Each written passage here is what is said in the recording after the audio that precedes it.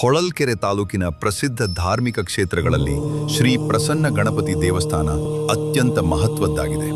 ಈ ದೇವಾಲಯವು ಸುಮಾರು ಕ್ರಿಸ್ತ ಶಕ 1475ರಲ್ಲಿ ಗುತ್ತಿಯಪ್ಪ ನಾಯಕನವರಿಂದ ನಿರ್ಮಿಸಲ್ಪಟ್ಟಿತು ಎಂದು ಐತಿಹಾಸಿಕ ಉಲ್ಲೇಖಗಳು ತಿಳಿಸುತ್ತವೆ.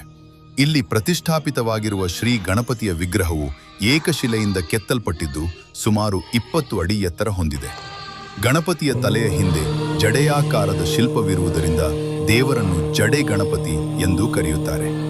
ಮೊದಲಿನಲ್ಲಿ ಈ ವಿಗ್ರಹವು ಬಯಲಿನಲ್ಲಿ ಇದ್ದುದರಿಂದ ಬಯಲು ಗಣಪತಿ ಎಂಬ ಹೆಸರು ಪ್ರಸಿದ್ಧಿಯಾಯಿತು. ನಂತರ ಭಕ್ತರ ಸಹಕಾರದಿಂದ ಸುಂದರ ದೇವಾಲಯ ನಿರ್ಮಿಸಲಾಯಿತು.